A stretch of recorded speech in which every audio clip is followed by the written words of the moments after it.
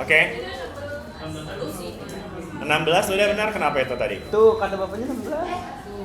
Kayak kipas, Mbak. Kayak kipas. Terus emang bisa lebih bawah lagi? Enggak, maksudnya mau dinaikin 20. Oh. 20. Oh, maksudnya kedinginan. Iya. I see. Yang kedinginan boleh maju ke depan aja. Maju cel. Ujungnya maju. Ya maju nggak apa-apa. Bapak saya untuk kita aja.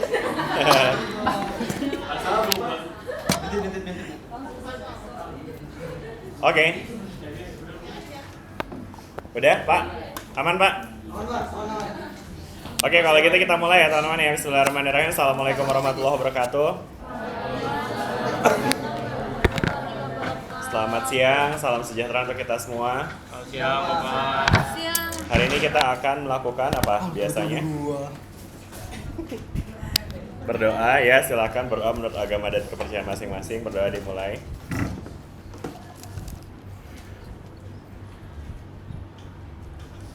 Amin. Selanjutnya apa lagi?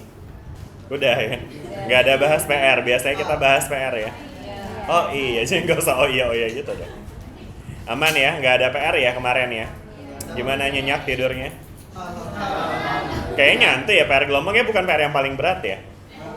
Atau iya?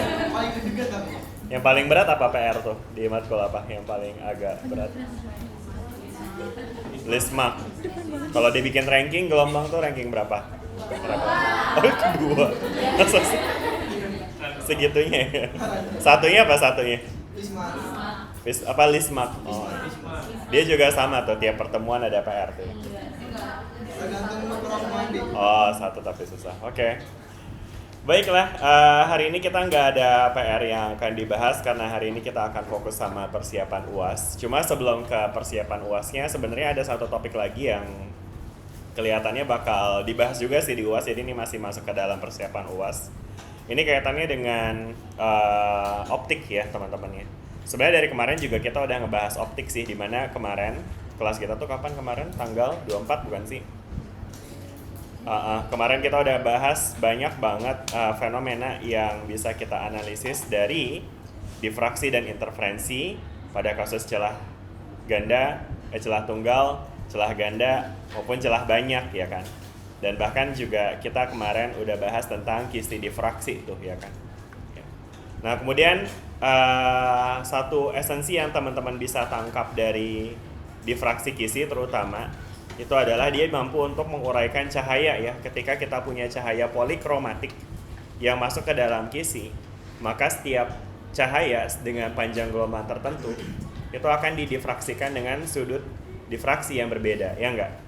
Ya kan, kayak misalnya di orde 1 kemarin ya, misalnya warna biru itu akan cenderung didifraksikan dengan sudut yang lebih kecil ketimbang dengan difraksi oleh warna yang lebih hijau atau lebih merah, karena sudut difraksi berdasarkan persamaan yang kita udah bahas kemarin itu dia akan sebanding dengan lambda ya, d sin theta sama dengan n lambda, sehingga semakin panjang lambdanya, semakin agak merah warnanya, maka nanti dia akan didifraksikan dengan sudut yang lebih besar.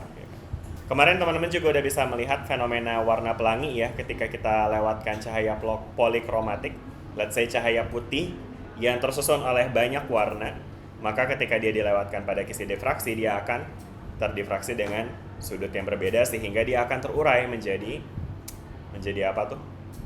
Menjadi ya banyak warna gitu ya, jadi warna pelangi gitu ya kan. Dan kemudian dari situ kita bisa melihat apa ya, banyak hal ya. Dan device dari kisi difraksi ini salah satunya digunakan untuk spektrometer, teman-teman. Apa tuh spektrometer? Pembiasan cahaya. Meter tuh biasanya dipakai untuk apa sih istilah meter? Speedometer tuh artinya apa teman-teman? Alat ukur kecepatan. Jadi kalau spektrometer tuh artinya apa kira-kira? Alat untuk mengukur spektro. Spektro itu apa? No, bukan. Kita punya istilah yang lebih tepat yang kita kemarin udah bahas di Fourier juga tuh. Dari kata spektrum. Spektrum itu artinya apa? Apa? Penguraian cahaya berdasarkan apanya? Frekuensinya. Ya, frekuensi atau panjang gelombangnya gitu ya teman-teman ya. Jadi kita punya device yang namanya spektrometer yang prinsip kerjanya simply dia pakai kisi difraksi ya. Dimana ketika kita punya sumber cahaya dia nanti akan bisa diuraikan tuh ya kan. Oke. Dan si spektrometer ini tuh biasanya nanti inputnya pun juga nanti akan bervariasi ya kayak, dan nanti maksudnya dari cahaya yang di input itu nanti kita bisa analisis spektrumnya, dan dari spektrum yang kita dapati kita bisa pelajari tuh karakteristik gasnya misalnya. Jadi misalnya di sini kita punya gas teman-teman bisa bayangin gak sih gas kayak lampu neon, pernah lihat lampu neon? Ini lampu apa ya? Kayaknya lampu neon deh ini. Lampu neon ini teman-teman yang teman-teman lihat di sini ini tuh isinya tuh ada gasnya, ada gas neonnya ya. Dan dia berbeda dengan lampu LED ya, dimana kalau lampu LED itu kan dia ada apa sih namanya? Ada ya LED-nya ada light emitting diode, itu dia komponennya dioda. Sedangkan kalau lampu neon atau lampu halogen atau lampu-lampu yang isinya gas, itu tuh gasnya itu dikasih tegangan dulu, dan kemudian tegangan tersebut kemudian membuat gasnya itu menyala. Kok bisa sih nyala? Nah dia bisa nyala tuh gara-gara tegangan yang diberikan pada gasnya itu memungkinkan elektron yang ada di dalam gasnya itu dia tereksitasi sehingga memancarkan cahaya gitu ya. Dan kemudian cahayanya itu akan dipancarkan gitu ya. Apa hubungannya sama spektroskop? Jadi maksudnya balik lagi, karakteristik dari suatu gas itu nanti bisa kita lihat dari cahaya yang dipancarkan ketika dia dikasih tegangan gitu teman-teman. Ya karena maksudnya kan karakteristik dari gas itu kan tergantung dari tingkat energinya segala macam. Ya intinya nanti teman-teman bakal belajar lebih details tentang objek yang dipelajari. Nah cuma sekarang yang lagi saya mau jelasin adalah apa yang kita pelajari sekarang itu mampu untuk mengukur, ya mengukur bahkan sampai ke tingkat ya apa namanya struktur energi dari suatu partikel gitu teman-teman. Bisa dibayangin nggak? Ya jadi maksudnya mempelajari spektrum yang dipancarkan oleh suatu benda itu menjadi esensial gitu, menjadi krusial, dan alatnya namanya spektrometer tadi gitu ya. Oke, jelas sampai sini?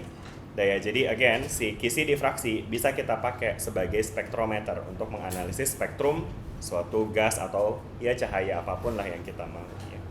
Including cahaya matahari teman-teman. Teman-teman pernah dengar nggak sih istilahnya apa mungkin kandungan dari matahari? Teman-teman tahu kandungan dari matahari itu apa? Elemen yang terkandung dalam matahari apa? Nggak tahu ya? Nggak pernah ke sana ya? Kalau lebaran bukan biasa ke matahari? Oh beda ya, itu beda ya, beda matahari, sorry. Apa coba kandungan dari matahari?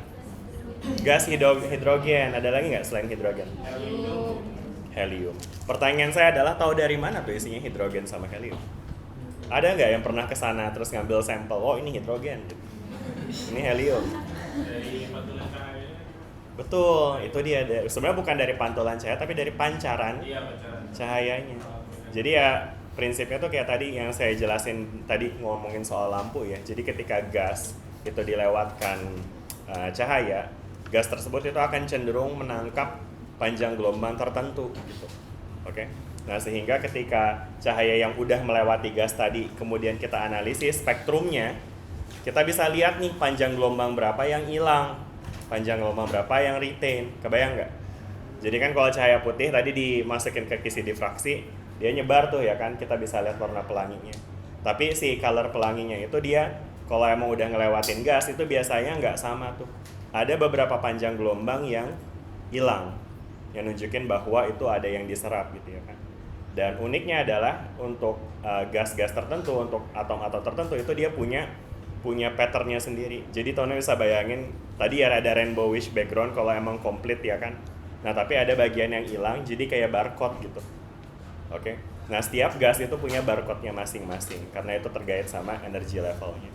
Itu mungkin nanti akan teman-teman pelajari di kuliah berikutnya. Cuma intinya dengan menggunakan spektroskopi kita jadi tahu apa yang ada di matahari gitu ya, tanpa kita harus mengamati atau mengambil sampel dari matahari kayak gitu. Dan bahkan kandungan bintang lainnya juga seperti itu teman-teman. Jadi itulah esensi dari spektrometer ya. Kita bisa menggunakan alat seperti ini untuk menguraikan cahaya sehingga kita bisa ya mengukur gitu, menguraikan frekuensi dari cahaya tersebut itu komponennya ada apa aja. Gitu teman-teman.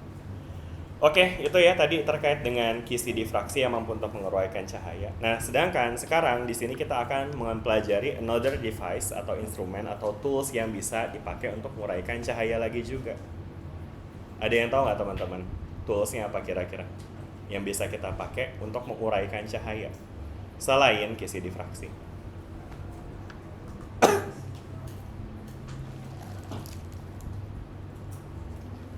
Sebenarnya tadi saya sempat kelihatan tuh di sini kalau teman-teman ngelihat gambar saya di slide. Prisma, ya kan? Ya, jadi ini sebenarnya malah jadi device yang apa? Tools yang lebih sederhana. Kita di sini punya prisma, dimana kalau kita punya prisma itu nanti dia bisa menguraikan cahaya juga, ya kan? Kenapa dia bisa menguraikan cahaya? Karena apa teman-teman? Ada yang bisa jelasin nggak kenapa pas cahaya putih lewatin prisma dia bisa menguraikan cahayanya? Ya kan, cahaya putih ini kan technically tersusun dari banyak gelombang ya. Nah, kenapa pas dia lewat sini dia jadi terurai itu?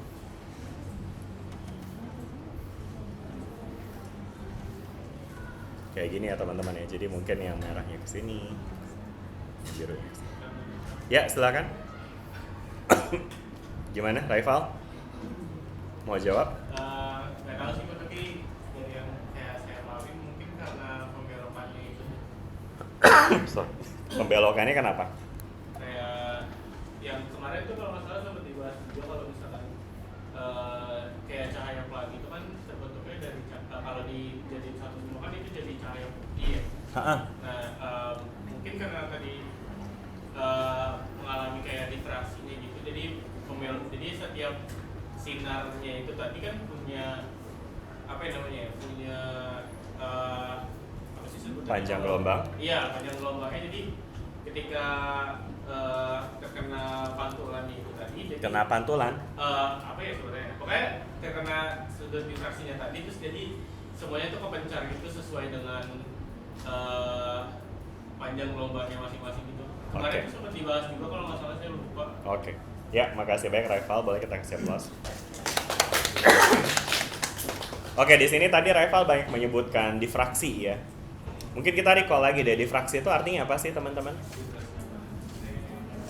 Jelasin dengan kata-kata sendiri, boleh angkat tangan. Difraksi itu apa sih? Mic-nya di mana? Yang sebelah sini mic-nya di mana?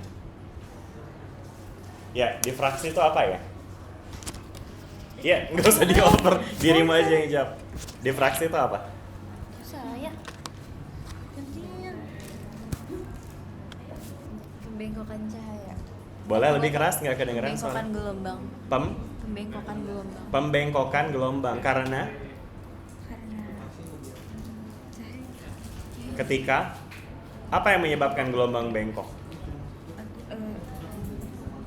Kapan gelombang bisa bengkok? Yang lain kalau mau jawab angkat tangan aja, nggak usah bisik-bisik. Nggak apa-apa teman-teman yang jawab tuh jawab aja ya.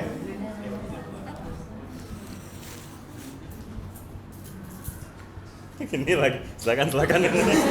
Kayak sama tamu kayak orang Jawa ya, teman sekelas juga. Iya, sudah jawab. Iya. Mau jawab? Jawa tuh udah setengahnya jawab kan ya. Enggak sih 80% ya. Ya udahlah. Oke. Iya, difraksi itu apa sih? Apa itu? Pembengkokan cahaya kan? Karena apa? Karena itu kan ada prisma ya Pak. Nah, itu ada. Jangan lihat prismanya dulu, ngomongin difraksinya dulu. Difraksi. Karena menurut saya itu ada perbedaan medium. Perbedaan medium. Oke, makasih. Unfortunately kurang tepat. Kalau celah Pak. Nah, celah tuh teman-teman. Jadi perhatikan teman-teman, ini ada hal yang esensial yang membedakan antara kisi difraksi dengan prisma. Apa bedanya? Di kisi difraksi itu kita bisa menguraikan cahaya karena adanya fenomena difraksi. Apa itu difraksi? Difraksi itu tadi dijelasin pembengkokan gelombang ya, karena melalui celah. Jadi difraksi itu terjadi ketika gelombang yang ngelewatin celah. Ya, dia nggak ada beda medium tuh, mediumnya sama ya, kiri kanan sama-sama udara. Ya, difraksi itu akhirnya bisa menyebabkan cahaya bisa terurai karena ada prinsip superposisi, interferensi, segala macam yang kemarin kita udah bahas tuh, ingat ya. ada konstruktif, destruktif segala macamnya. Lebih complicated sebenarnya di difraksi, sedangkan di prisma ini lebih simple. Tapi bukan difraksi yang menyebabkan dia terdispersi, terdeviasi, teruraikan. Nah, kira-kira apa dong kalau bukan difraksi? Kemarin refraksi bukan cuma- Refraksi, Iya, itu dia iya, teman-teman. benar. Refraksi. Nah, ini teman-teman sebagai apa namanya calon guru fisika harus tahu nih bedanya difraksi, refraksi. Mirip-mirip sih ya, ada kata refraksi cuma beda nama depannya doang gitu ya. Tapi maknanya beda jauh teman-teman ya. Difraksi itu adalah pembengkokan dari muka gelombang ketika gelombangnya melalui celah, ya kan? Dan kemudian adanya difraksi memungkinkan terjadinya interferensi ya, karena adanya Huygens principles, ingat kemarin, di mana masing-masing titik di wavefront itu bisa memancarkan spherical wavelet kalau ingat ya, sehingga nanti hasilnya akan menghasilkan interferensi, menghasilkan pola gelap terang, dan kalau kita punya cahaya putih ya dia akan menghasilkan apa namanya difraksi cahaya, cahayanya itu akan terurai kayak gitu. Nah, sedangkan kalau di sini yang terjadi adalah refraksi, betul ya. Refraksi itu apa? Ketika melewati medium yang berbeda tadi gitu. Ketika cahaya melewati medium berbeda, apa yang terjadi? Apa ya? Jadi medium yang berbeda adalah penyebabnya ya. Tapi apa yang terjadi? Akibatnya apa? Ketika cahaya melewati medium yang berbeda, maka akan terurai, membias, betul kata bahasa Indonesia ya, translasinya terbiaskan ya. Apa tuh artinya? Terbiaskan tuh apa sih? Bias tuh artinya apa sih? Bias.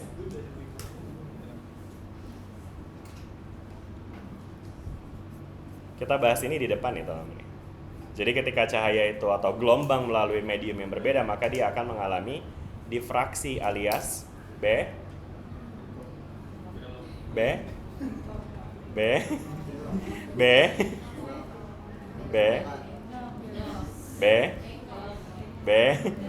Oke, coba rundingin dulu. Belok apa bengkok? Refraksi apa refraksi? Refraksi yang saya tanya nih, refraksi. Refraksi belok ya. Kalau difraksi bengkok. Ya sama-sama ya. Namanya mirip, definisinya juga mirip. Tapi secara fisik mereka punya makna yang berbeda ya. Belok sama bengkok sama nggak? Kalau yang bengkok tuh wavefront-nya ya teman-teman, dia jadinya ngebulat gitu. Sedangkan kalau belok itu dia rays-nya ya, atau lintasan cahayanya ya kan. Ilustrasinya kemarin kita udah bahas di sini ya. Jadi ketika suatu cahaya melalui medium yang berbeda, maka akan terjadi refraksi atau pembelokan atau pembiasan dari rays-nya, dari lintasan cahayanya ya kan. Dimana pembelokannya itu akan gimana tuh teman-teman? Kalau dari sini kan kita lihat ternyata setiap warna itu dibelokkan dengan cara yang berbeda ya. Artinya level pembelokan ya tergantung sama panjang gelombang ya kan. Apa rumusnya? Hubungan antara pembelokan dengan panjang gelombang.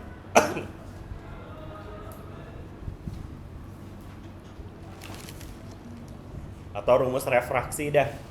Ini rumus pelajaran SMA nih, bahkan SMP harusnya udah belajar juga. Rumus di refraksi teman-teman.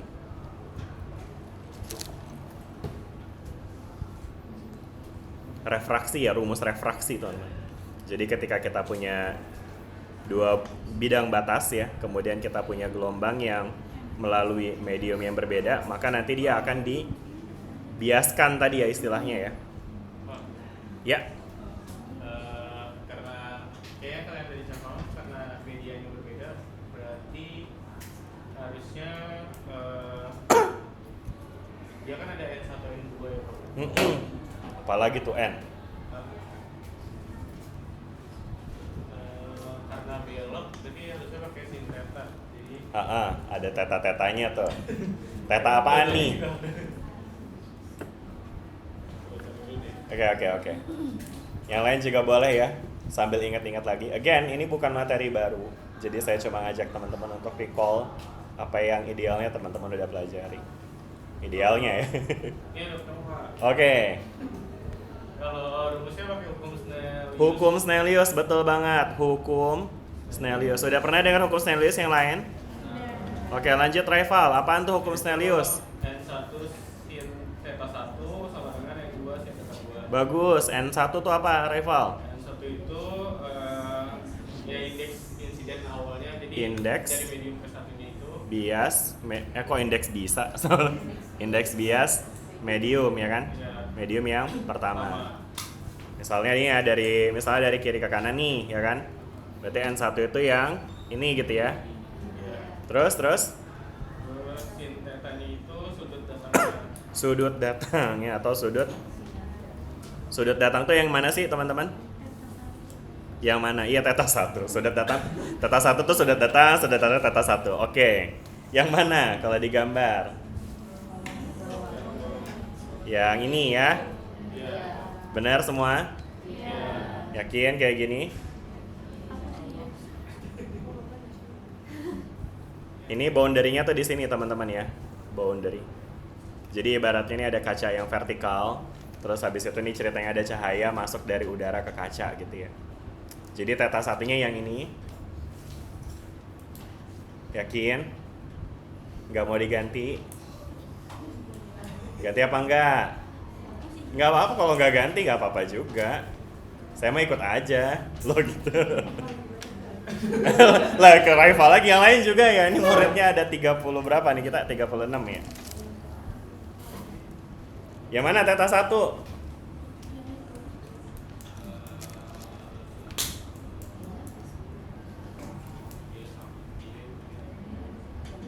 Googling boleh teman-teman, googling. ChatGPT juga boleh. Iya benar Pak. Yang mana? Benar? Theta 1 benar. Oke, yang lain sepakat? Ini benar ya theta satunya ya? Oke, ya, sepakat semua? Yang lebih keras lagi sepakat? Sekali lagi sepakat? No, teman-teman. Theta 1 tuh yang ini ya.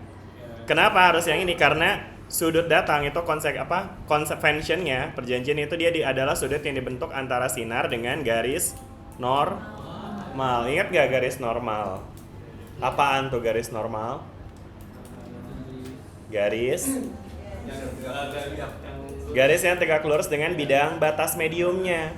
Jadi kalau bidang batas mediumnya vertikal, maka garis normalnya horizontal kayak gitu ya. Kayak kenapa harus gini ya? Ada banget gerakan. Nah, jadi kalau garis normalnya seperti ini dan sinarnya datang dari sini, maka sudut datangnya atau sudut datangnya ini yang sebelah sini nih, teman-teman. Oke? Terus habis itu ada lagi nih N2 sin theta 2. N2 jelas dong. Apa nih N2? Indeks bias medium 2. Theta 2-nya? Yang di bawah. Iya. Yang ini ya. Oke. Again, dia dibentuk antara sinar dengan garis normal. Jelas sampai sini? Jangan sampai salah nih ya. Oke ya. Nanti dia UAS keluar nih ya. Pasti teman-teman paham ini ya. Deh, oke, ada pertanyaan nggak sampai sini? Jelas ya? Nah, tapi ini belum selesai ya, karena tadi kan pertanyaan saya adalah kenapa kok bisa ini dia dibiaskan dengan ibaratnya pembelokan yang berbeda gitu ya. Ada yang ngebeloknya so-so, ada yang beloknya lumayan gitu ya kan. Nah, ini terjadi karena ya berarti kan ketika dia tetanya beda, berarti dia N-nya juga beda gitu ya teman-teman ya. Jadi sebenarnya nanti teman-teman akan lihat bahwa indeks bias atau N itu akan dipengaruhi oleh panjang gelombang ya. Apa hubungannya? Hubungannya dari kecepatan gelombangnya sih teman-teman. Jadi teman-teman mungkin bisa recall indeks bias itu rumusnya adalah, nah apa tuh rumus indeks bias? Banyak banget ya, dikit-dikit ketemu rumus loh. Ya namanya juga fisika teman-teman ya. Apa nih rumus dari indeks bias? N sama dengan C per V, betul ya. N sama dengan C per V. Jadi indeks bias medium itu dia merupakan rasio antara kecepatan gelombang di vakum ya dengan kecepatan gelombang di medium tersebut ya. Mungkin kita bisa kasih NM gitu ya. Jadi indeks bias dari suatu medium NM, nah itu akan berbanding terbalik dengan kecepatan kecepatan gelombang di medium tersebut gitu ya. Oke? Jelas nggak sampai sini? Ya. Nah, sedangkan ketika gelombang melalui medium yang berbeda, maka panjang gelombangnya juga pasti akan berubah tuh. Kenapa bisa berubah? Nah, ini kita juga kemarin sempat bahas nih di sini nih ya kan. Masih ingat nih ilustrasi ini? Kita punya marching band yang jalan dari aspal ke lumpur. Ya. Obviously, di sini lebih cepat, di sini lebih lambat. Ya. Ternyata di sini kita lihat barisannya lebih rapat di sini ya. Masih ingat ya kemarin ada presentasi ini teman-teman? Barisan ini tuh menggambarkan apanya sih kalau dalam konteks gelombang? Depannya W, bahasa Inggrisnya wave, wavefront artinya apa? Muka gelombangnya. Itu menggambarkan posisi dari puncak gelombangnya, ya kan? Yang keras aja mbak.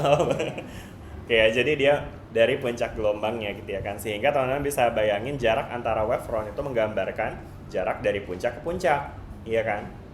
Apa tuh jarak dari puncak ke puncak? Apa? Panjang gelombang. Yang keras aja mbak.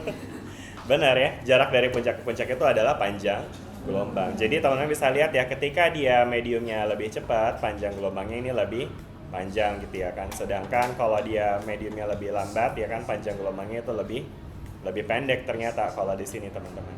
Oke? Jelas nggak sampai sini? Udah ya? Oke. Daya itulah ya teman-teman. Jadi intinya di sini saya cuma menunjukkan bahwa pada akhirnya indeks bias medium itu akan tergantung pada panjang gelombang juga, sehingga ketika warna dari gelombangnya beda, which means panjang gelombangnya beda, maka indeks biasnya juga bakal beda, sehingga tetanya bakal beda, oke? Dan ketika tetanya beda ya nanti dia akan dibiaskan dengan sudut yang berbeda juga, kayak gitu teman-teman. Oke, sampai sini jelas? Ada pertanyaan nggak sebelum kita lanjut? Udah? Udah? Oke. Nah, sekarang kita akan lanjut ya teman-teman. Sekarang kita akan masuk ke bagian yang rada hardcore, yaitu kita akan belajar untuk menentukan bagaimana deviasi itu bisa kita hitung pada kasus prisma, teman-teman. Deviasi prisma, oke? Nah, jadi teman-teman nanti akan bisa lihat ketika kita punya prisma seperti ini. Kemudian kita arahkan suatu sumber cahaya seperti ini, maka nanti cahaya ini akan menembus bidang batas sehingga akan terjadi apa? Terjadi apa? Pembelokan atau bahasa fisikanya refraksi ya kan ya. Refraksinya itu akan cenderung seperti ini bentuknya, oke? Dan kemudian setelah itu nanti yang unik di sini adalah prisma di sini dia punya dua sisi nih. Ya, sehingga ketika ketemu bidang batas lagi, maka apa yang akan terjadi? Dia akan mengalami refraksi lagi, gitu ya teman-teman. Jadi ada 2 kali refraksi. Jelas nggak sampai sini?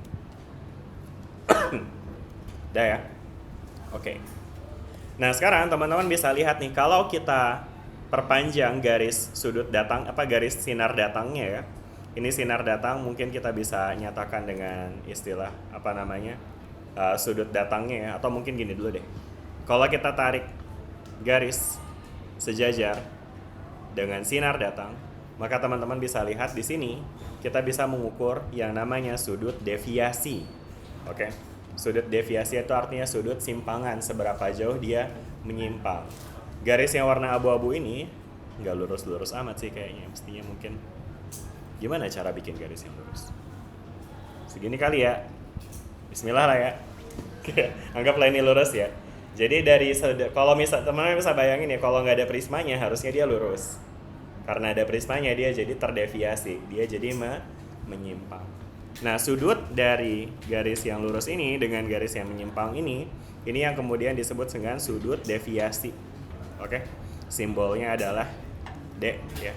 Mungkin pakai simbol yang gampang aja deh, D besar aja. Ya ini namanya sudut deviasi. Oke. Kadang juga disebut sebagai sudut dispersi, teman-teman ya. Mirip-mirip tuh istilahnya. Oke, cuma untuk sementara kita pakai deviasi aja karena deviasi itu artinya kan menyimpang ya. Jadi ini dia sudut simpangannya segini besar. Oke. Nah, sekarang di sini kita akan mencoba untuk menganalisis hubungan antara sudut deviasi ini dengan sudut yang ada di puncak prisma ini nih teman-teman. Jadi ini ada yang namanya sudut puncak prisma, oke? Sudut puncak prisma. Anyway, saya ingat ini tuh ada di praktikum fisika dasar 2 sebenarnya teman-teman. Pernah kerjain ini di Fisdas 2? Berarti udah ngerti lah ya, nggak usah panjang-panjang kayaknya ya. Yang pakai itu tuh, yang kolimator, flinta gitu-gitu ya nggak sih? Ngerti nggak tapi itu? Iya, itu spektrometer juga kan yang namanya ya. Iya, karena emang dengan prisma itu ya kita bisa menganalisis tuh nanti si dia tuh dideviasikan seberapa jauh gitu ya. Oke, gitu ya teman-teman. Nah sekarang di sini kita akan mencoba untuk mencari bagaimana cara untuk menghitung si sudut deviasi ini. Atau mungkin ada yang udah tahu gimana caranya?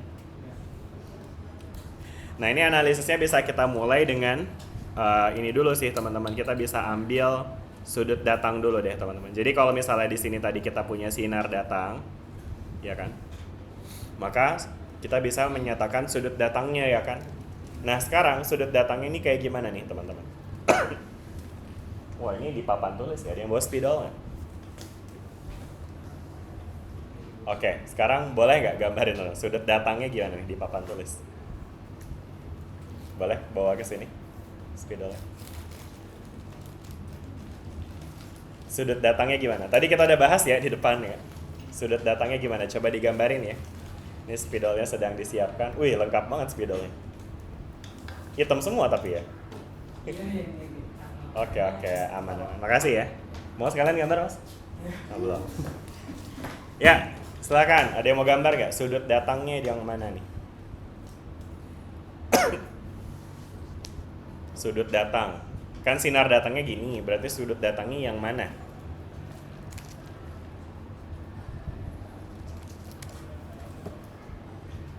Silakan, gak usah malu-malu teman-teman, gak apa-apa.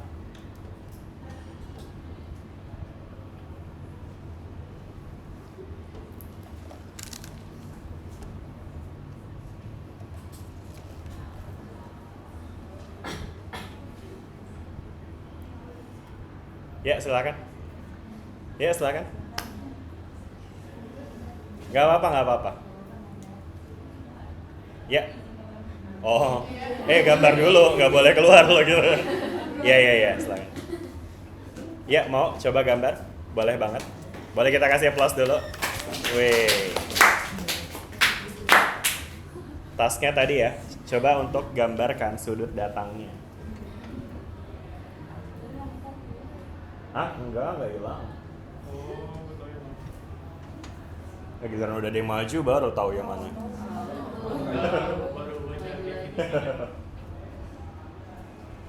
Gambarnya jangan kamu tutupin kali ya. Itu. Nah ya itu.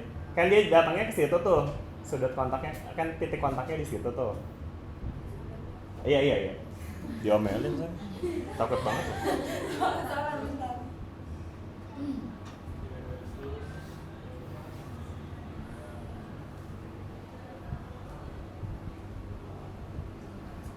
Oke, take your time.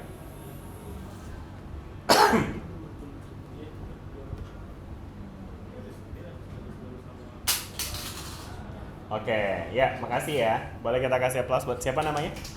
Ananda. Yeay. Ananda gambar kayak gini, teman-teman ya. Jadi di gambarnya Ananda itu di sini dia gambar ada sudutnya tuh di sebelah sini ya. Ini ada garis putus-putus di sini. Terus habis itu sudutnya tuh digambarin di sebelah sini ya. Ini kok slide-nya buram banget ya. Ya udah. Oke, bisa dijelasin kenapa di situ Ananda? Garis putus-putus ini adalah garis normal. Oke, terus habis itu? Yes, harus sudut antara garis normal dengan sinar datangnya ya. Oke deh, sip. Ya, oke, hampir betul, tapi appreciated, bagus ini. Udah.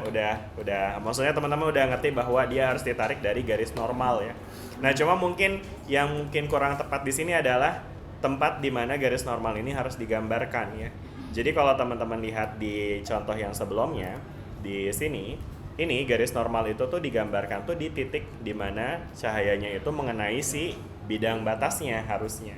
Nah, sekarang kalau kita mau lihat di sini nih teman-teman, ini kan kenanya tuh di sini ya, di titik ini, kelihatan nggak? Jadi mungkin kalau mau dibenerin, nah dia harusnya gini nih. Jadi ini garis normalnya di sini, ini bidangnya kena di sini ya kan? Sehingga ada penghapusnya kan? Apa ada yang bawa tisu? Ada ya?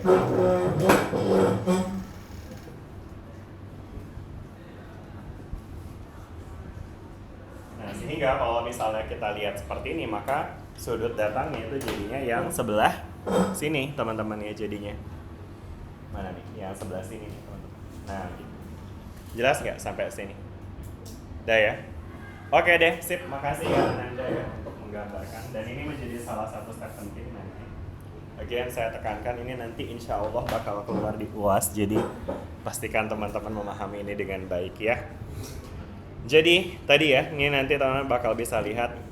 Digambarin dulu ya garis normalnya ya. Yang mungkin kita bisa gambarkan garis normal ini untuk memastikan dia normal. Teman-teman juga pasti bisa kasih tanda bahwa ini tegak lurus gitu ya. Karena bidang batasnya kan yang ini ya. Dan ini adalah garis normalnya. Sehingga dari sini kita akan punya si sudut datangnya ya. Kita kasih warna apa ya? Biru aja.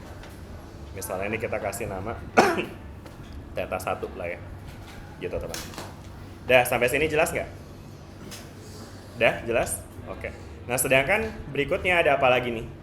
Di sini kan ada theta 2 ya, atau sudut bias ya. Nah, kalau di sini sudut biasnya yang mana nih? Anyway, ini tuh saya ngerasa agak blur nggak sih atau kelihatan? Emang mata saya yang buram kayaknya. Kelihatan benar nih, aman nih. Udah paling aman nih ini. Wah, lebih parah lagi ya. Oke lah. Nah, sekarang kalau sudut yang satunya lagi tuh theta 2-nya di mana nih kira-kira teman-teman? Theta 2. Di mana? Bawahnya. Oke, banyak yang nunjuk-nunjuk. Boleh maju aja langsung. Silakan, Isron.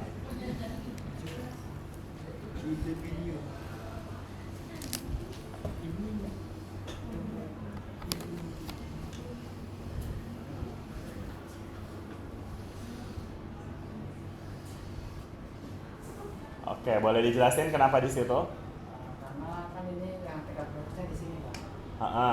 Jadi buat sudut datang sudut biasnya dia ada di sini. Sudut biasnya Ya. ada di situ. Ya. Oke, udah gitu aja. Ada pesan terakhir? Enggak ya, aman ya. Udah ya kayak gitu ya Yusran ya. Unfortunately masih belum tepat ya teman-teman.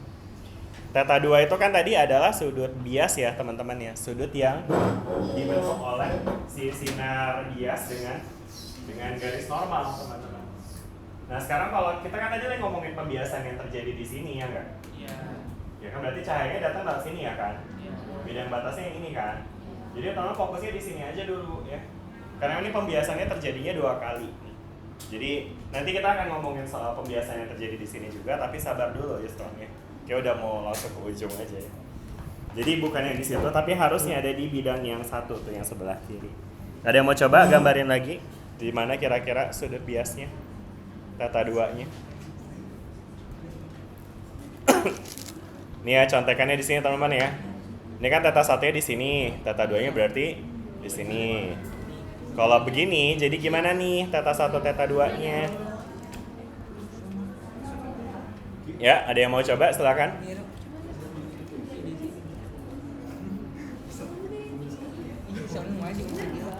Iya di bawah.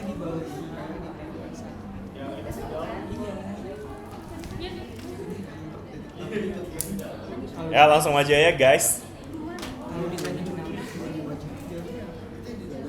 Mau maju?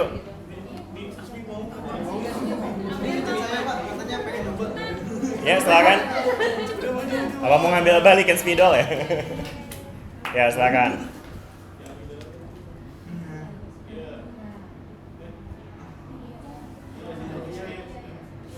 Ya. Nah. Ya.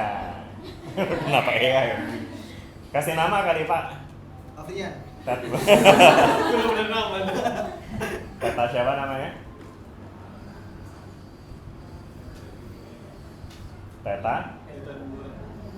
Theta 2 ya.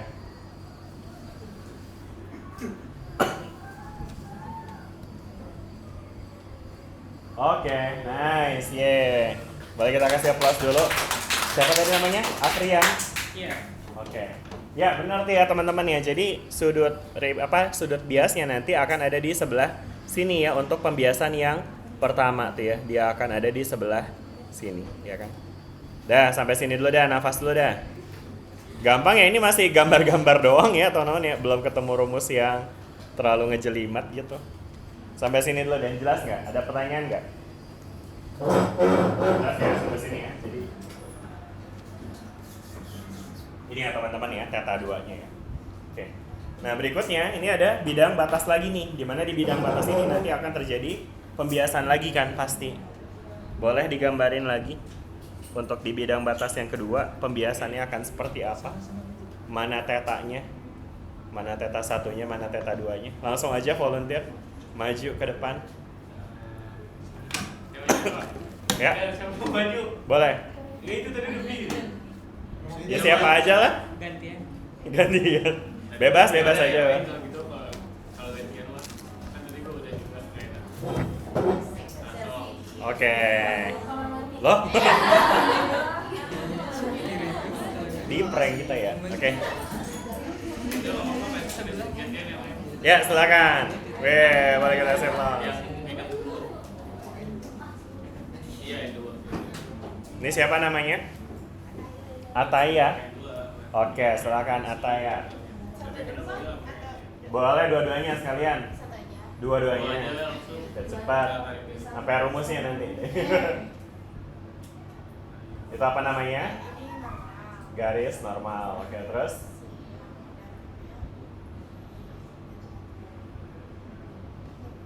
Terus?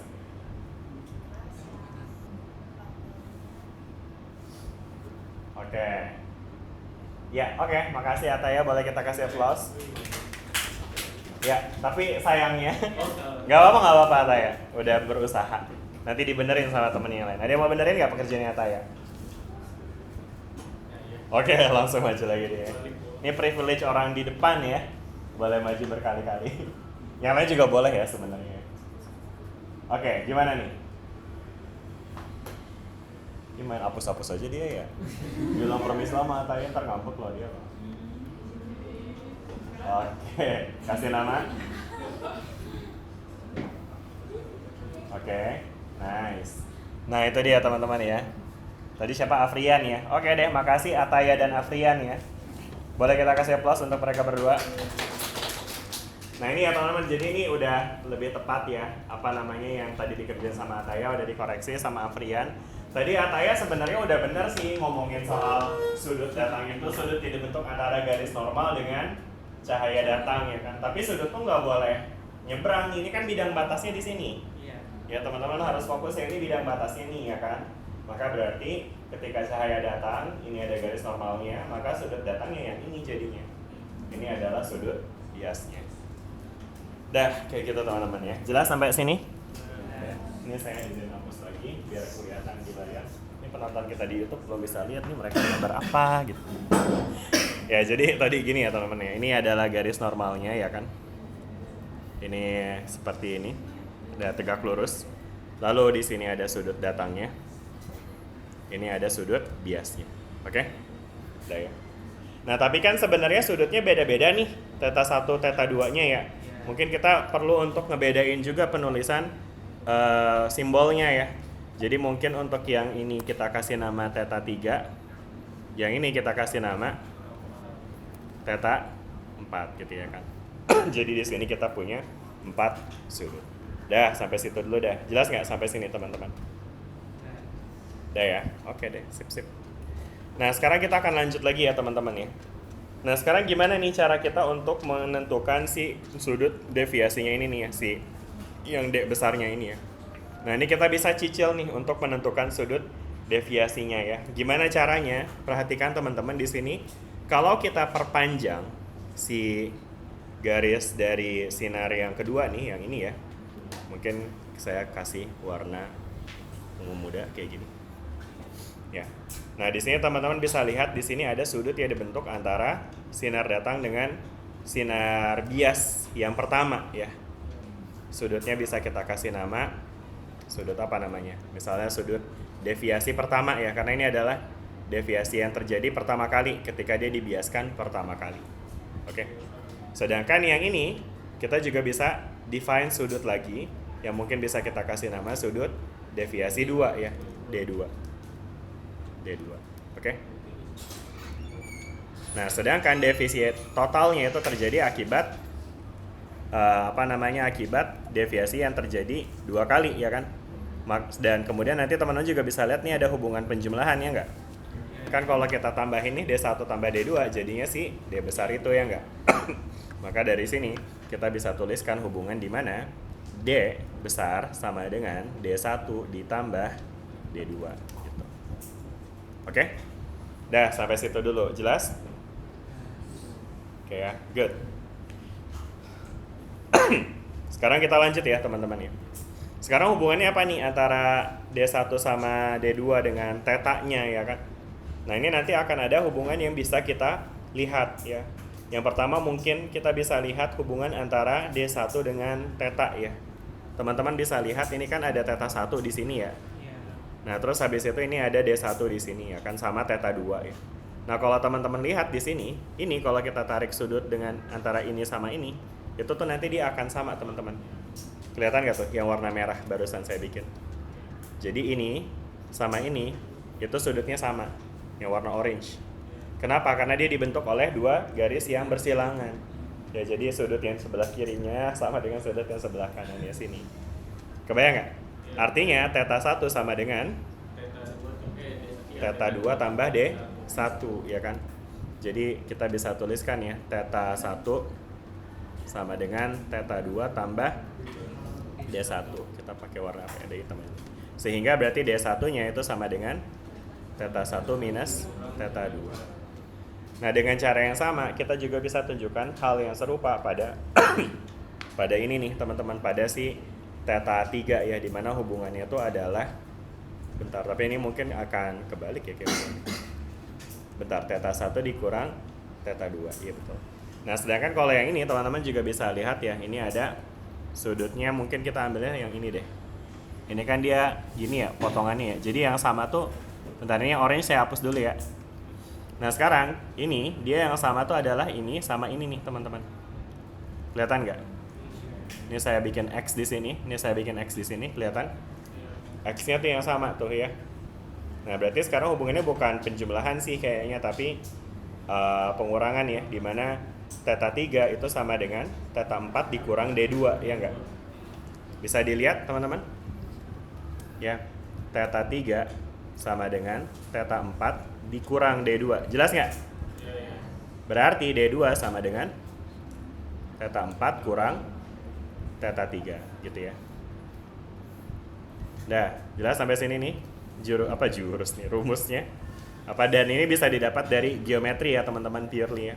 Sehingga dari sini kita bisa hitung nih nanti D-nya itu bisa kita hitung dari D1 plus D2, di mana D1-nya adalah theta 1 minus theta 2 ditambah dengan theta 4 minus theta 3. Jelas nggak? Udah ya. Kalau mau disederhanain lagi kita juga bisa tulis jadi theta 1 tambah theta 4 ya kan. Terus dikurang dengan theta 2 tambah theta 3. Jadi nanti parameter yang sebenarnya bakal lebih mudah diukur tuh emang theta 1 sama theta 4 sih. Karena theta 1 kan adanya di luar ya. Dan ini kita bisa define sebagai sudut datang ya. Sedangkan ini adalah sudut keluarnya ya, sudut perginya ya, datang dan pergi. Datang tuh lawan katanya apa sih? Benar ya, pergi ya. Ya sudut datangnya sama sudut perginya ya kan. Jadi di sini kita bisa punya hubungan seperti ini. Oke. Udah, sampai situ dulu deh. Coba direnungkan dulu sebelum kita lanjut.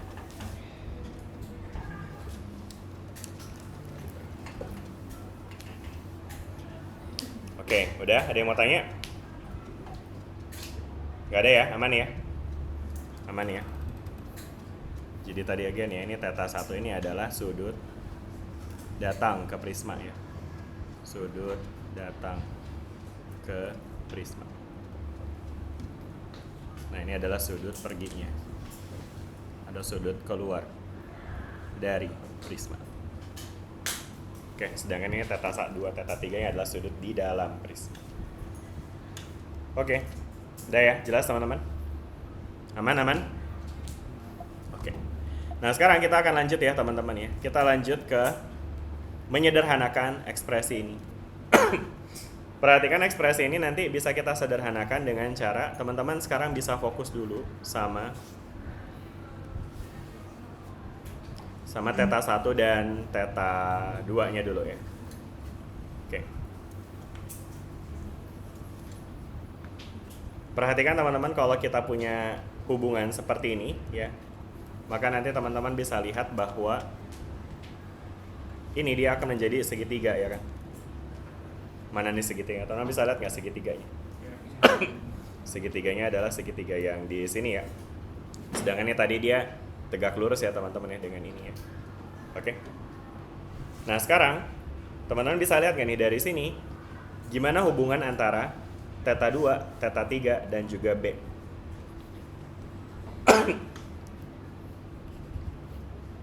Hubungan antara theta 2, theta 3 dan B. Itu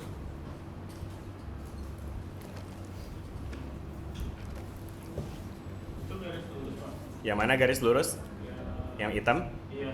Yang hitam itu tadi nih sinar yang tadi di dalam sini. Garis lurus ya, Pak. Berarti segitiga. Enggak horizontal dia Berarti miring. segitiganya bukan sama kaki ya? Segitiga bukan sama kaki, bukan.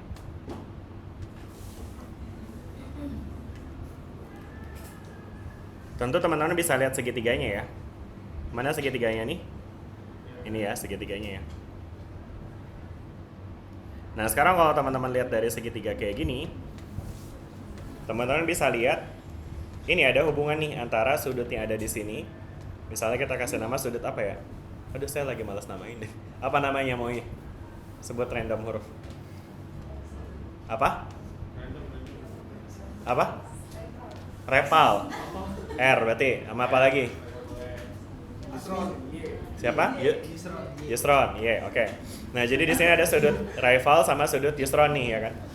Nah, teman-teman bisa lihat ya nih hubungan antara sudut, lihat sudut rival dulu deh. Sudut rival sama sudut theta 2 gimana tuh hubungannya? Oh gini, apa 90 derajat? 90 derajat. Jelas nggak teman ini 90 derajat? Karena si sudut rival ini sama sudut theta 2 ini tuh saling tegak lurus nih antara bidang batas dengan ini garis normal kan tadi. Berarti ini adalah 90 derajat. Berarti R tambah theta 2 sama dengan 90. R tambah theta 2 sama dengan 90. Berarti R sama dengan 90 minus theta 2. Nah si Yusron juga sama tuh. Yusron gimana nih hubungannya sama si rival? Jangan nama rival dulu deh. Sama si theta 3 dulu. Gimana hubungannya Yusron sama theta 3?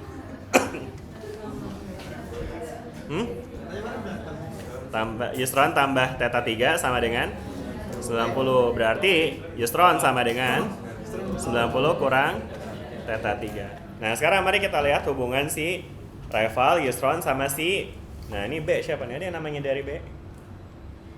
Enggak ada. Bila. Nah ini hubungan antara Yusron, rival dan Bila gimana? Terlibat dalam segitiga ya. Berat. Gimana Bila? Bisa jelaskan hubungan antara Yusron dan rival dan juga Bila? 180. Siapa nih yang 180? Total ketiganya. Total dari Yusron tambah rival tambah Bila sama dengan 180 gitu ya. Jadi mereka saling melengkapi nih. Bertiga enggak tuh? Ya kerja kelompok ya. Oke, jadi sama dengan 180. Nah sekarang kalau kita pengen hilangkan rival dan Yusron biar Bila sendirian, kita bisa ganti nih si rival sama Yusronnya dengan ekspresi yang tadi ya. Atau kalau nggak gini aja deh, Bila sama dengan 180 dikurang rival sama Yusron. Berarti kalau kita ganti nih rival sama Yusronnya dengan si theta 2 dan theta 3, jadi apa? 90 minus theta 2 ditambah 90 minus theta 3. Jadinya Bila sama dengan 180 dikurang 90 tambah 90 180, terus dikurang lagi theta 2 dikurang theta 3. Kalau kita buka kurungnya jadi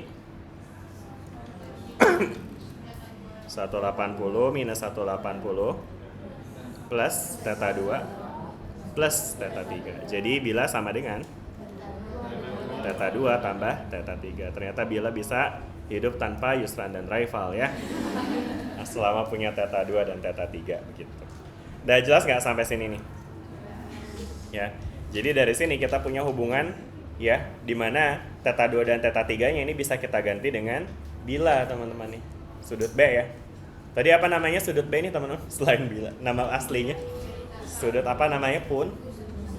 Sudut puncak ya, sudut puncak prismanya nih, teman-teman nih. Jadi ini adalah sudut puncaknya.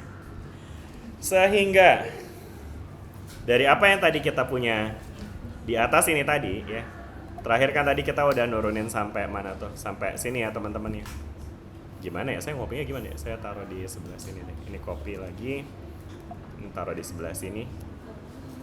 Dan sekarang ketika kita punya seperti ini ekspresinya, maka tadi ya theta 2 dan theta 3-nya bisa kita ganti dengan B. Gitu, teman-teman ya. Dengan si bila. Oke. Udah jelas nggak sampai sini, teman-teman? Udah ada pertanyaan nggak sampai sini? Udah? Jelas? Oke deh, sip. Nah, sekarang kita akan lanjut ya, teman-teman ya. Ini sebenarnya ada penurunannya lagi nih terkait dengan theta 1 sama theta 4. Karena sebenarnya gini, jadi artinya sekarang kita bisa melihat bahwa sudut deviasi yang tadi mau kita cari ya, yang ada di sini, itu ternyata nanti akan tergantung pada nilai beta ya, atau nilai dari sudut puncaknya ya kan, dan juga sudut datang dan juga sudut keluarnya. Oke. Yang kemudian sebenarnya nanti ada hubungan lagi ternyata, teman-teman, antara sudut keluar dengan sudut datangnya. Jadi ini akan saling berhubungan nih antara sudut keluar dengan sudut datang ya. Nah, ini hubungan antara sudut keluar sama sudut datangnya ini sebenarnya bisa dicari sih pakai pakai hukum Snellius ya.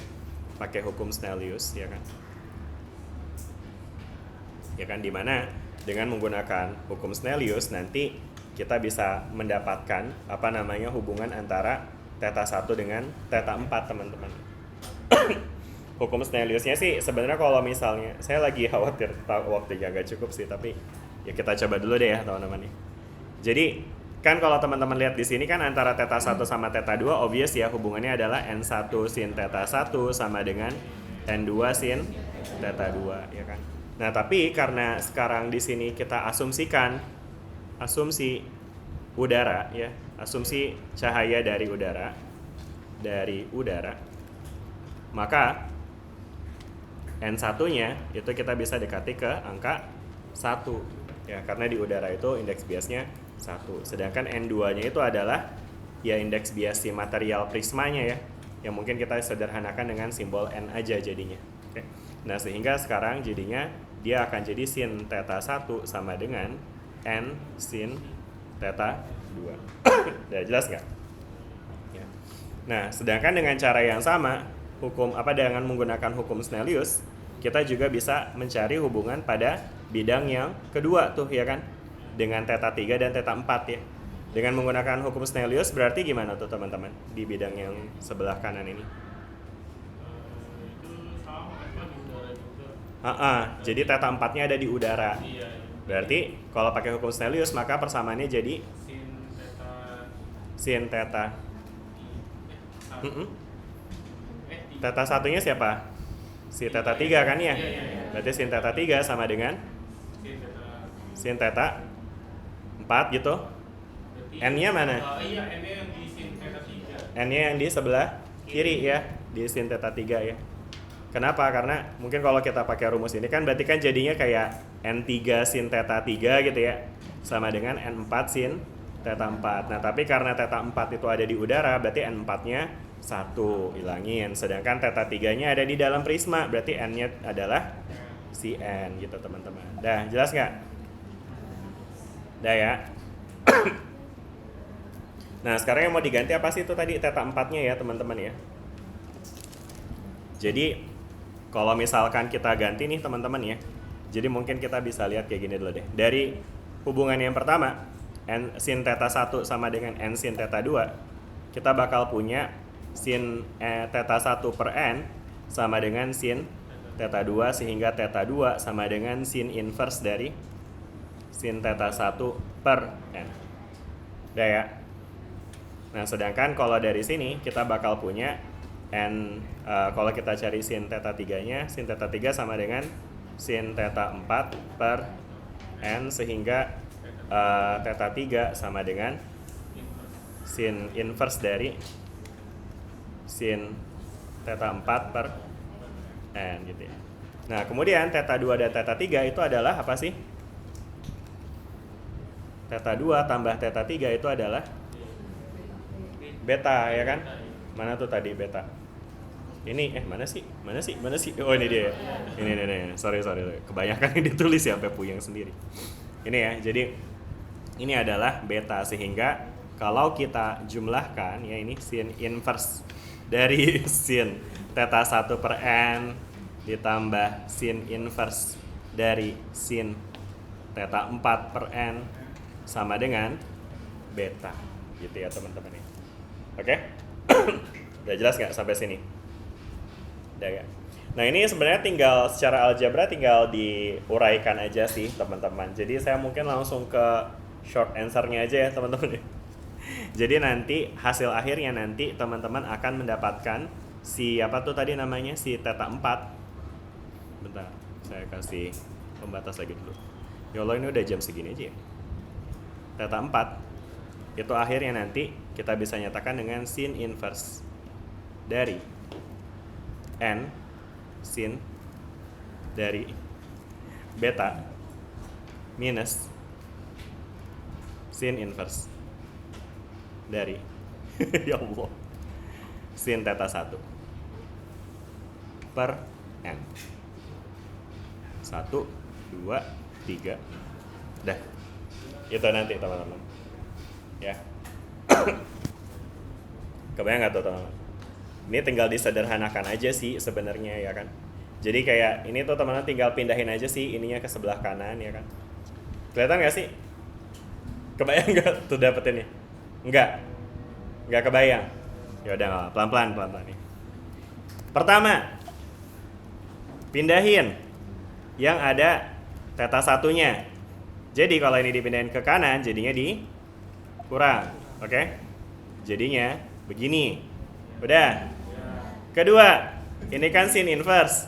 Berarti kalau kita mau ulangin sin inverse-nya, tinggal kita kasih sin di sebelah kanannya. Jadi di sebelah kirinya nanti ini sama dengan sin dari ini, the whole thing ini. Dah. Terus. Ketiga, n-nya.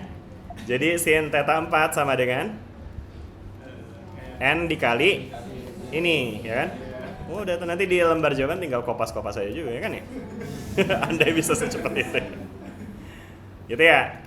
Terakhir, theta 4 sama dengan sin inverse dari ini. Nah, itu dia kan.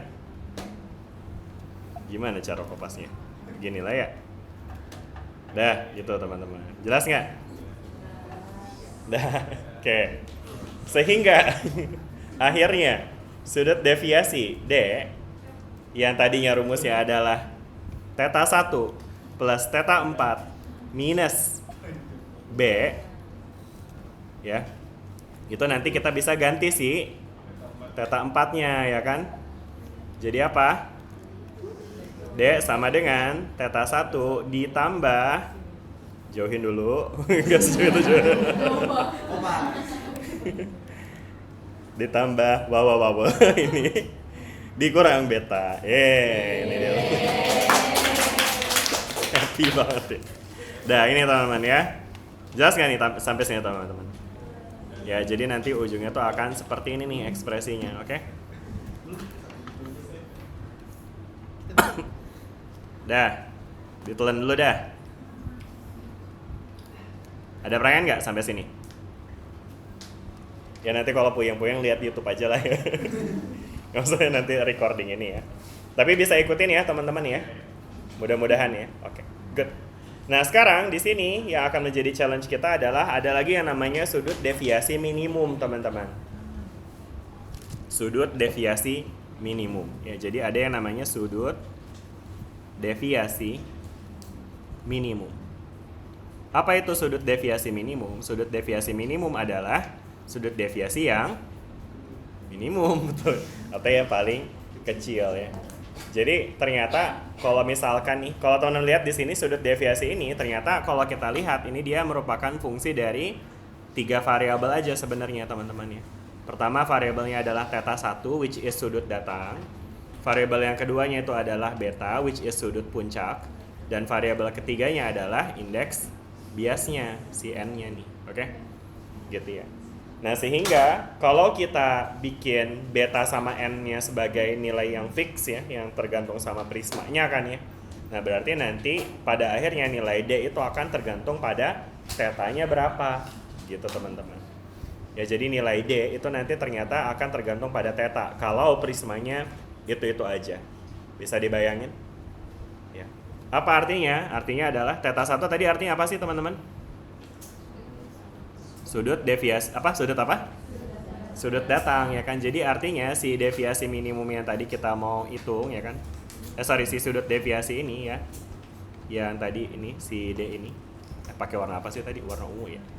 Si sudut deviasi ini teman-teman itu ternyata nanti nilainya akan dipengaruhi oleh theta 1 teman-teman.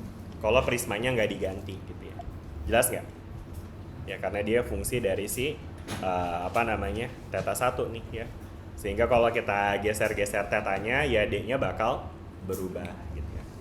Nah, namun di sini ada satu hal yang unik di mana ternyata ada yang namanya deviasi minimum nih ya.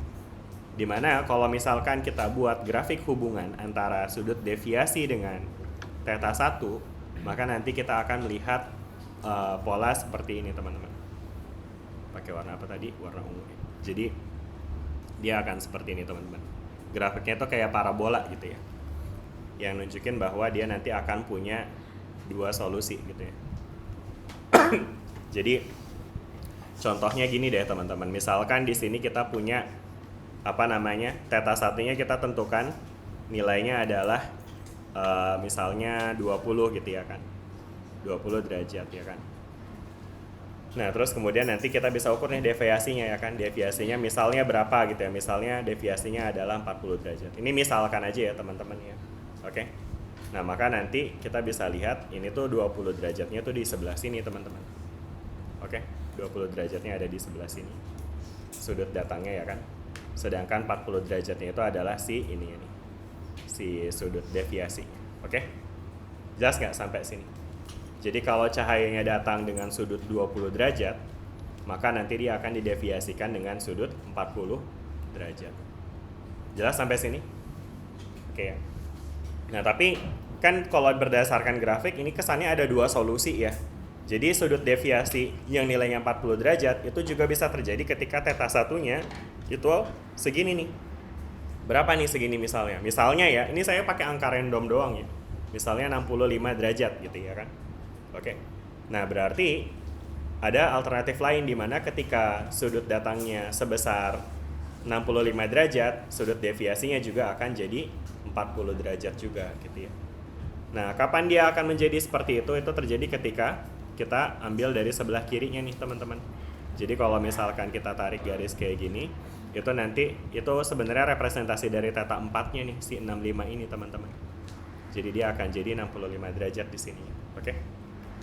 Ya, jadi akhirnya kesimpulannya dari grafik ini kita bisa lihat bahwa nilai deviasi itu nanti akan bisa kita pakai untuk menentukan si theta 1 sama theta 2-nya gitu. Kalau theta deviasinya 40 berarti nanti deviasi theta 1-nya 20, theta 2-nya 65. Theta 2. Berarti theta 4-nya ya sudut lepas. Oke, jelas nggak sampai sini teman-teman? Ya. Dan kemudian kalau misalkan kita variasikan lagi dengan sudut yang lain, misalnya di sini 30, ini misalnya berapa nih? Misalnya 55 gitu ya kan? Mau kemana? Oh iya, boleh. Ya. Kenapa harus dilihat? Udah ya. Jadi nanti di sini ada deviasinya lagi ya kan? Bisa dipahamin nggak sampai sini teman-teman? Nah, sekarang baru nih masuk ke konteks deviasi minimum. Apa arti deviasi minimum tadi? Sudut deviasi yang paling kecil gitu ya kan. Sedangkan kalau berdasarkan grafik ini yang paling kecil kan adanya di mana sih? Di paling bawah ini ya kan. Nah, sekarang di deviasi minimum teman-teman bisa lihat bahwa di deviasi minimum ini berarti theta satunya itu adalah nilai ini nih teman-teman, ya. Ini jadi ketika deviasi minimum terjadi, theta satunya ada di sini, theta 4-nya juga ada di sini. Jelas nggak? Oke? Ya, jadi deviasi minimum, kesimpulannya deviasi minimum terjadi ketika theta satunya sama dengan theta 4. Oke? Ya, jadi artinya ini solusi dari persamaan ini sih, ini teman-teman. Jadi tadi again balik lagi ya, sudut deviasi rumusnya ini panjang. Kalau ngomongin soal grafik, grafiknya jadi kayak begini, ya kan, parabola, ya kan. Nah, kemudian dari grafik ini kelihatan bahwa sudut deviasi minimum akan terjadi ketika theta satunya sama dengan theta 4, ya. Nah, itu yang kita bisa jadikan sebagai konklusi, di mana deviasi minimum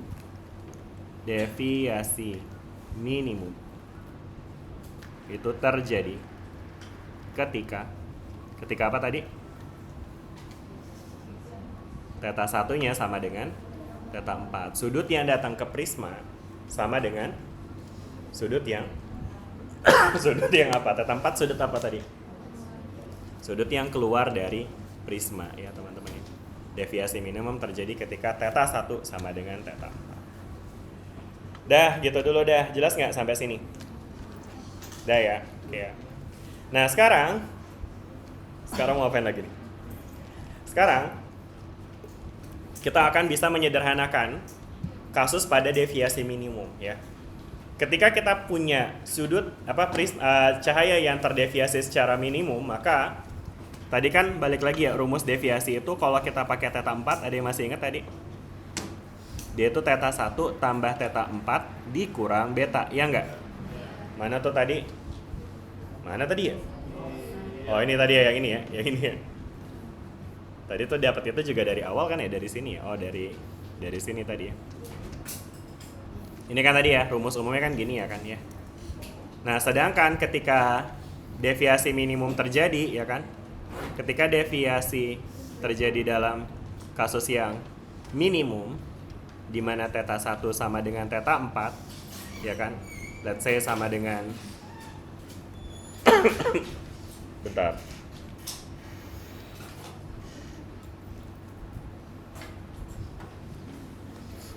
Ya, misalnya theta 1 sama dengan theta 4 ya.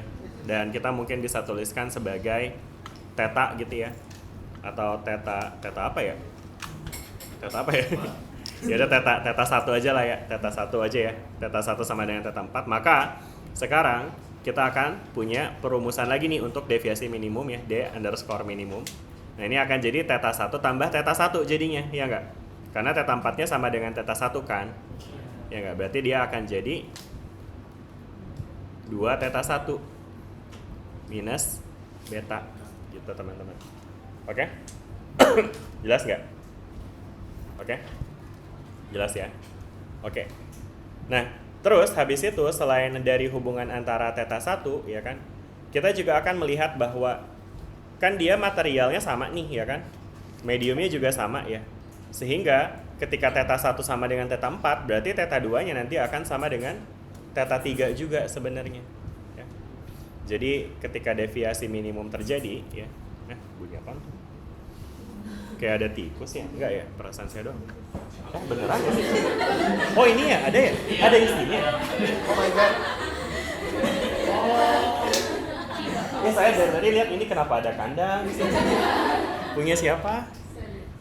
Hah? Ngapain bawa-bawa ginian?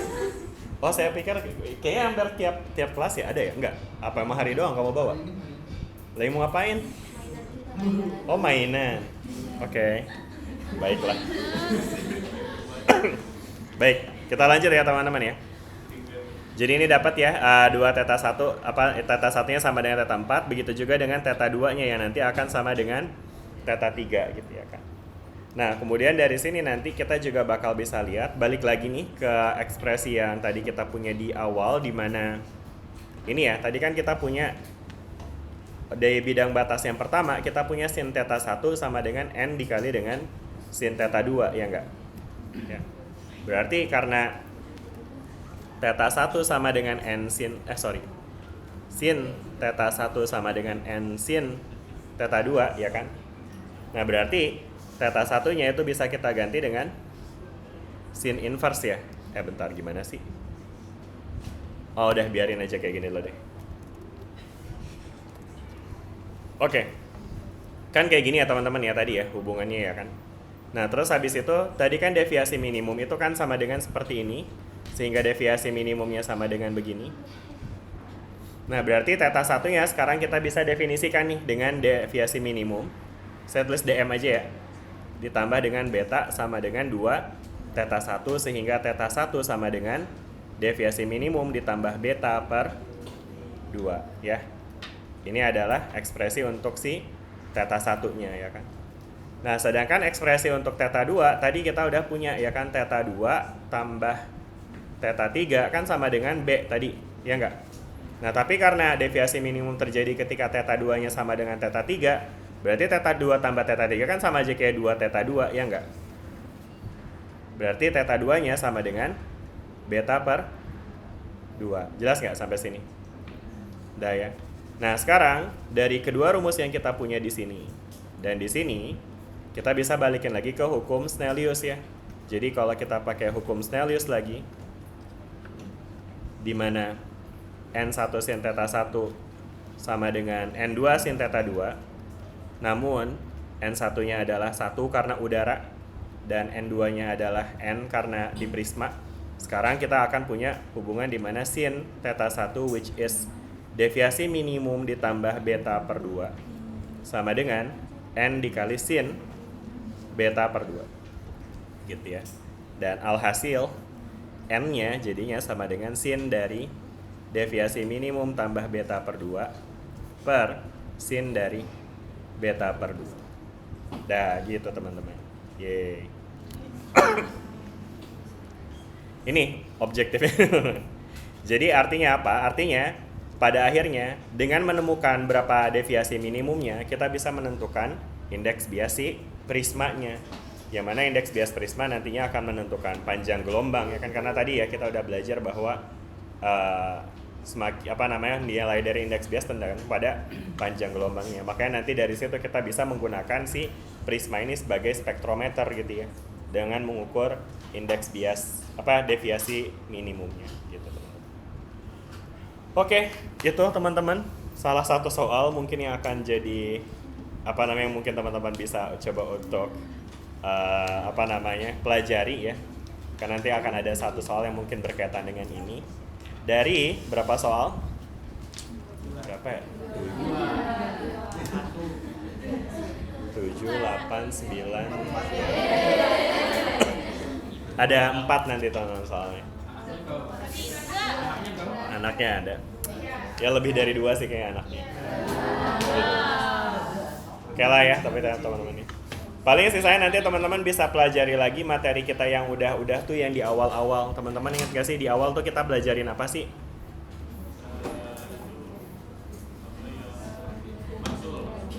Iya, hukum persamaan Maxwell ya, untuk mencari persamaan gelombang tuh teman-teman ya. Jadi nanti teman-teman bisa pelajari nih. Ini sebenarnya ada soal dari dari UTS yang tahun lalu yang teman-teman mungkin juga bisa kok UTS sih kita UAS ya, UAS tahun lalu yang mungkin nanti teman-teman bisa untuk pelajari. Mana ya, bentar teman-teman, kayaknya saya udah taruh di sebelah sini deh harusnya. Ini soal tahun lalu sih, saya lupa sih tahun lalu atau 2 tahun lalu, tapi mungkin nanti akan mirip seperti ini. Jadi kalau kita punya persamaan gelombang kayak gini dengan menggunakan persamaan Maxwell, tentukan komponen B-nya tuh, itu yang ditanya ya kan. Tapi mungkin nanti akan beda sih, tapi mirip aja kayak gini. Nah terus gimana nih cara ngerjain case kayak gini? Ya teman-teman tinggal ingat aja nih hubungan antara medan listrik dan medan magnet kan dihubungkan oleh persamaan Maxwell tuh. Maxwell yang mana ya? Nah, jadi Maxwell udah lupa nih. Ingat gak nih persamaan Maxwell yang mana sih teman-teman? Yang mana kira-kira? Yang 4. Oke, yang mana tuh yang keempat? Yang mana persamaan Maxwell yang keempat? Ini kayaknya ini udah 14.40 sih. Teman-teman mau udahan aja atau mau lanjut bahas ini? Udahan. Ya udah, it's okay, nggak apa-apa. Ya udah ya, kalau misalnya udah ya udah berarti mungkin nanti teman-teman bisa pelajarin sendiri. Cuma intinya saya kasih clue aja, nanti teman-teman bisa pelajari pakai Maxwell ya. Soalnya dibagiin ke UAS. Kenapa? Soal UAS nanti mau dibagiin nggak? Dibagiin maksudnya? Jawabannya maksudnya. Soalnya. Ya soalnya mah iya dibawa pulang aja nggak apa-apa. Sekarang Pak. Sekarang menurut Ngana bocoran itu mah namanya ya. Kena charge lagi tuh ntar. Aja. Mau dijual, enggak ada yang canda deh. Dosen jujur saya mah ya jujur. Udah gitu ya teman-teman ya. Ada lagi ya nih yang mau tanya nih. Udah ya berarti ini bisa ya nanti ya teman-teman, ini kisi-kisi aja ya. Sama satu lagi apalagi tuh persamaan Fourier palingan. Yang deret Fourier tuh mungkin teman-teman bisa pelajari lagi ya cara untuk menghasilkan gelombang dengan menggunakan deret yang sin cos itu ya. Yang ada rumus AN BN, ingat ya. Dah, terus yang ketiganya nanti mungkin terkait sama interferensi dan difraksi. Pokoknya kisi-kisinya udah cukup banyak kemarin dari PR yang kita kerjain di hari Selasa lalu.